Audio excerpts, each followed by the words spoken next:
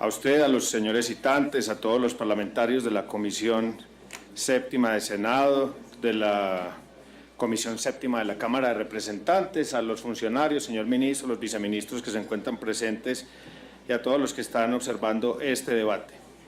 Lo primero que yo tengo que decirle es, como lo he dicho en muchas ocasiones, queremos agradecerle al Senado de la República, a la Cámara de Representantes por permitirnos hablar y por permitirnos traer muchos de estos diagnósticos que debo empezar registrando que no son nuevos.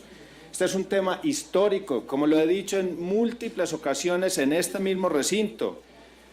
No es sino que usted observe esta revista y este informe de cartera que nosotros estamos presentando y que le hemos hecho llegar a todos los funcionarios, al señor superintendente. Es la versión número 29 de ese estudio. El solo número de la versión ya da vergüenza. Esto se hace semestral, es decir, llevamos por lo menos 15 años registrando religiosamente qué es lo que está pasando con este fenómeno. Y por eso consideramos que tenemos autoridad moral y técnica suficiente para hablar de este tema con propiedad. Hemos diagnosticado que esto es una tendencia cíclica. Esto es algo que se repite y que cada 3 o 4 años observa uno que hay unos leves mejoramientos y después unos serios empeoramientos del nivel de cartera. Hemos observado que a pesar de esos ciclos hay una pendiente constante de deterioro de las cifras, no solamente en términos absolutos de la cartera, sino el envejecimiento y la morosidad que ya ha llegado a un 60% de la cartera morosa. Hemos observado y diagnosticado, y lo hemos dicho en este mismo recinto, de leer esas tendencias y esos comportamientos no nos queda sino una conclusión macro, y es que aquí se ha consolidado un mecanismo de apalancamiento financiero por unas entidades que compran los servicios pero no las pagan o no las pagan oportunamente. Y de eso también se deriva que el sector de las IPS es en realidad el que ha venido haciendo el aseguramiento y la gestión del riesgo la estamos haciendo nosotros porque somos los que estamos atendiendo a la población y los que estamos enjugando todas las pérdidas económicas por el no pago oportuno y por el no flujo de recursos. Ese es el carácter histórico de mi intervención. Lo segundo, le quiero hablar de números, los más recientes que tenemos, que son corte a 31 de diciembre, que coinciden con los cortes que reportaron las entidades de vigilancia y control y el propio Ministerio de Salud.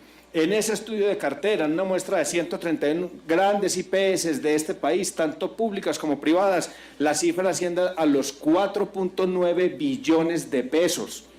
Y el 60% de esa cartera es cartera francamente vencida, es decir, que supera los límites legales de lo que es corriente y moroso y se encuentra por encima de los 60 días, el 60%. Cuando usted mira el régimen contributivo, encuentra que en esa muestra aporta 1.7 billones con un 59% de cartera vencida. El Estado, en una de esas desagregaciones donde está el FOSIGA y los entes territoriales, tiene 629.000 millones con 72% de cartera vencida. Y el régimen subsidiado, 1.4 billones con 67% de cartera vencida. Usted puede mirar en este estudio individualidades y aquí les presentamos un cuadro de los 10 peores deudores y miren la lista, miren el top 10, la nueva EPS, Caprecom, Saludco, Fosiga, Café Salud, Emdisalud, Comeva, Antioquia, Confama y Cosalud.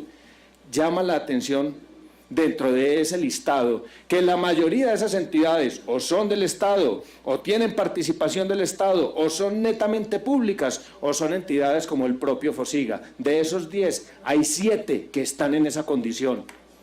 Ahí es cuando uno no entiende cómo en estos planes que exige el propio Ministerio de Hacienda de saneamiento fiscal, tiene una visión, digamos, un tanto esquizofrénica de este asunto. Por una parte, exige una cantidad de cosas cuando por el otro lado desconoce o no observa que aquí hay unos problemas que están en la mano derecha del propio gobierno.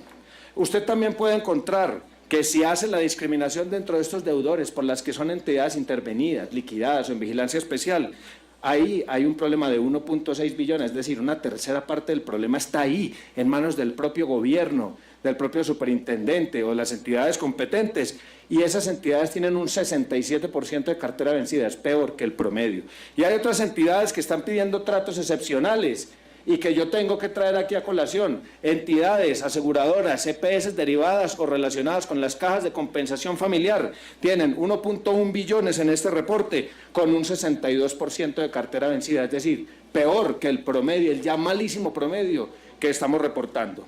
Yo debo decirles a ustedes en mi tercer punto, señor presidente, ¿qué se ha hecho con la cartera? Con la cartera se ha hecho mucho trabajo por parte del sector hospitalario, no solamente venir aquí a ver si de pronto entonces se consiguen unas platas, no, el sector ha hecho gestión y se ha desgastado intensamente en ese tema.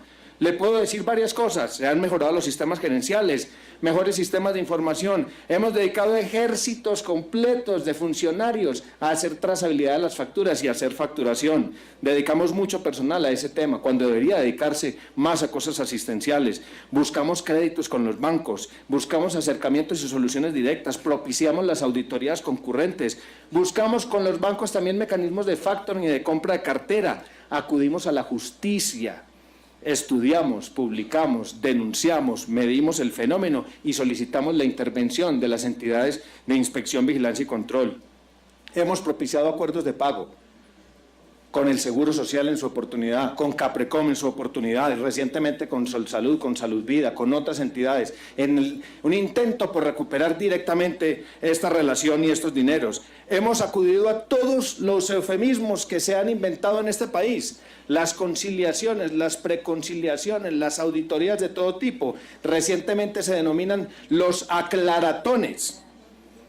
Hemos participado también con ustedes en todos estos debates de control político para hacer propuestas, porque a ustedes les consta que siempre traemos un diagnóstico, pero también tenemos una vía de tratamiento. Por eso en la ley 1122, después de que ustedes nos escucharon, se lograron incorporar cosas como la determinación exacta de cuáles eran los tiempos de pago, de cuáles eran los movimientos de las facturas, de cuántos eran los porcentajes de pago anticipado, de los procesos de glosa, y se habló de los intereses de mora. En la 1438, además de todo eso, también se habló de los fondos de salvamento por primera vez, se habló de ponerle un punto final a las glosas, de sancionar a los morosos, se habló del porcentaje de administración y el porcentaje de prestación de servicios, se habló de los giros directos.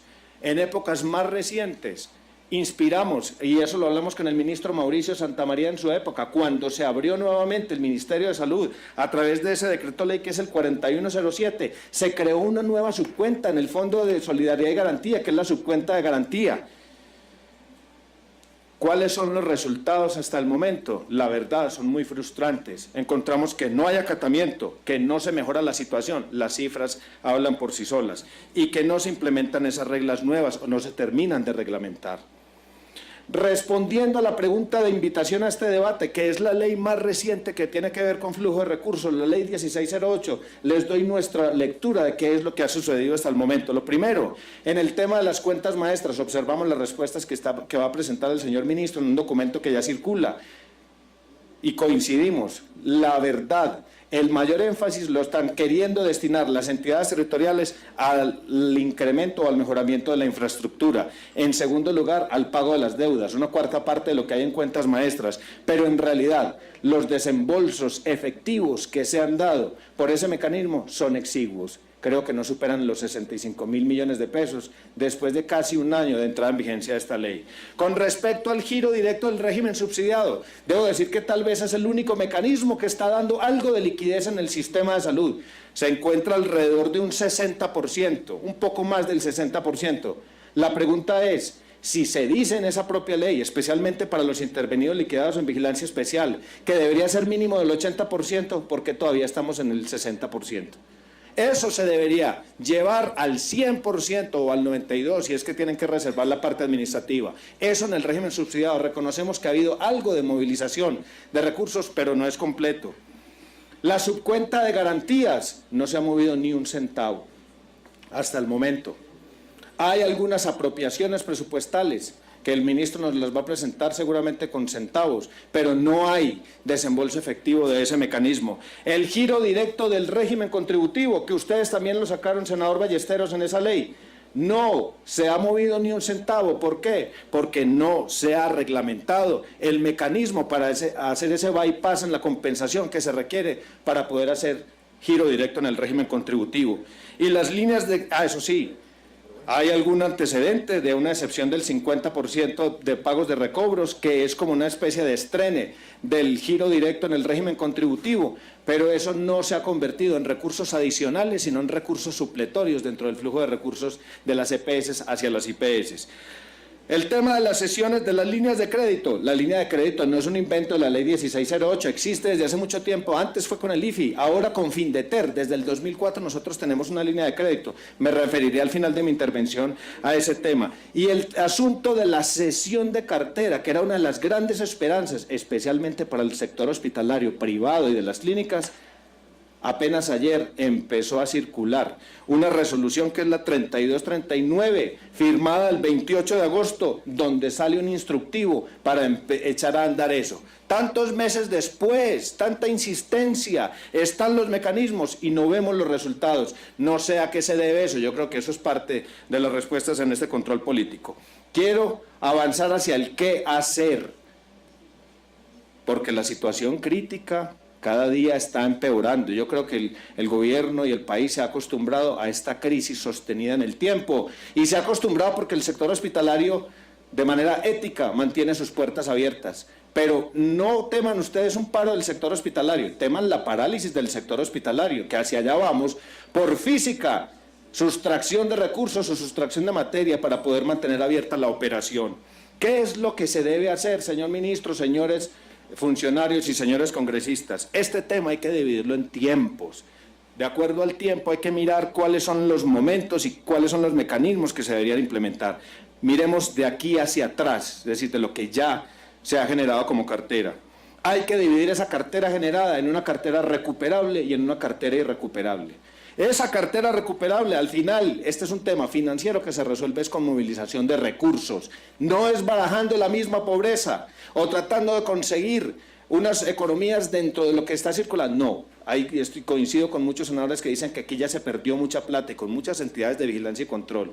Aquí, para esa cartera que es generada y que es recuperable porque las entidades que la deudan, están funcionando, se debe hacer que ese mecanismo que ayer se estrena, que es el de la cesión de cartera a través de la subcuenta de garantía, primero tenga fondos suficientes, con 132.000 millones de pesos, viendo la magnitud de estos billones que ustedes observan, eso no va a alcanzar para nada. Hay que tener recursos suficientes para que ese mecanismo funcione. Segundo, se debe hacer obligatorio. Eso no puede ser si la EPS quiere o no quiere y si tiene la voluntad. Tiene que ser obligatorio ese mecanismo para poder reemplazar el flujo de recursos. Tiene que privilegiar tanto a lo privado como a lo público. Y les propongo una cosa adicional, ustedes que van a hablar con el ministro de Hacienda. Propongan que sea la DIAN la que entre a cobrar, no pongan al Fosiga que cobre, que sea la DIAN, a ver si le hacen todas las bromas y todas las triquiñuelas a las que nos han acostumbrado en este sector, y que sea la DIAN la que vaya y tome posesión de bienes, que sea capaz de embargar o que vaya a las últimas consecuencias para recuperar al máximo los dineros de las entidades que todavía están funcionando. Eso se debe complementar también ¿con qué? Con líneas de crédito, pero no para los hospitales. Es que esta es una verdadera paradoja. Nosotros somos los que estamos trabajando y prestando, somos una especie de banco al interior del propio sistema. A nosotros no nos sirve que solamente nos den líneas de crédito, eso sirve para fomentar otras cosas, que le den línea de crédito a las EPS o a los deudores. Y que con esas líneas de crédito tengan desembolso directo para las IPS y que ellos tengan que encargarse de pagar la deuda. Con respecto a lo irrecuperable, senador Santos, es decir, aquellos que ya se fueron o que van a ir al esquema de liquidación, esa liquidación tiene que tener respaldo del gobierno o del Estado colombiano. Nosotros sí creemos y estamos de acuerdo con lo que tal vez dijo el ministro la semana anterior o hace 2 semanas. Aquí ustedes tienen en la mano la oportunidad de conseguir la adición presupuestal suficiente para que esas liquidaciones se den con responsabilidad y con recursos, que no nos pase lo que ya nos ha sucedido en otras ocasiones, donde se han ido y se han llevado todo y le han dejado un hueco financiero al sector hospitalario. Entonces, con todo cariño le pido que vaya redondeando. Ya voy a terminar, senador. Mire, la adición presupuestal tiene que llegar y si hubo negligencia por la entidad que sea, pues que entre a operar la justicia penal y todas las entidades, tanto disciplinarias como de responsabilidad fiscal, penal, disciplinaria, de todo tipo, y que entren a buscar la restitución de esos dineros, pero que sea un proceso posterior, porque el sector necesita liquidez para poder vivir. Eso era con lo que ya está causado. Ahora, miremos el presente. Ojo, esto es para el ministro de Hacienda especialmente. Mire, la única transición viable, señores senadores y senadoras, es que aquí haya giro directo completo en el régimen subsidiado como en el régimen contributivo.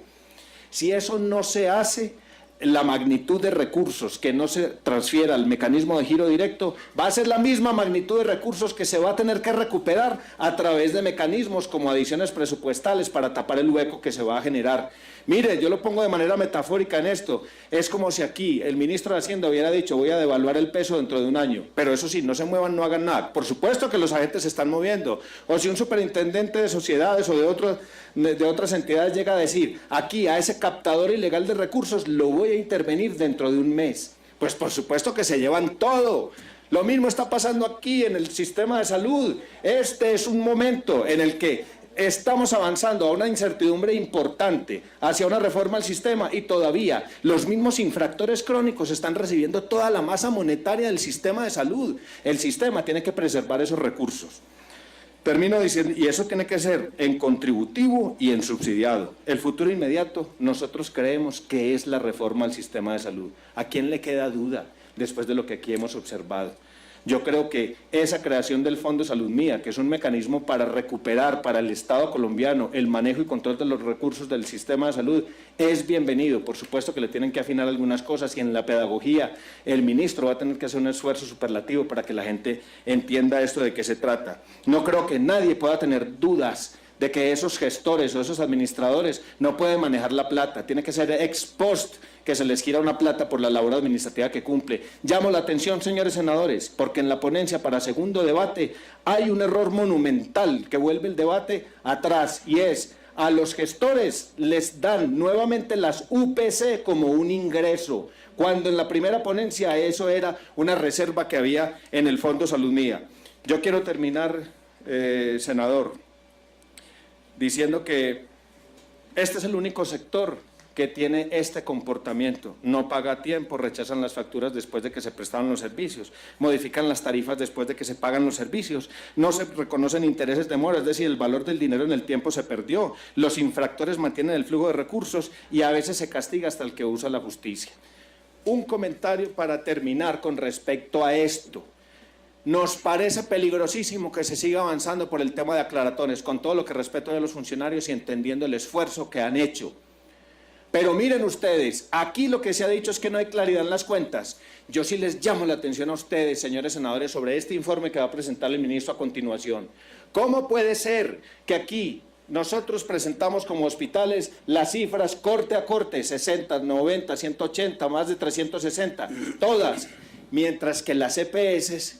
Ustedes como funcionarios, ¿cómo pueden aceptar, y la Superintendencia de Salud, que presenten una tabla donde se dice que son 4 billones de pesos? Pero claro, es que hay 2 columnas que no existen. Las cifras de deuda mayores a 180 días y las mayores a 360 días. Yo creo que aquí se tienen que llamar a los revisores fiscales a que miren eso. Un proceso de aclaración debería partir de ustedes mismos, mirando la calidad de los datos que están recibiendo. Aquí hay muchos billones perdidos, o se perdieron las columnas o hay un deliberado no reporte de las cifras.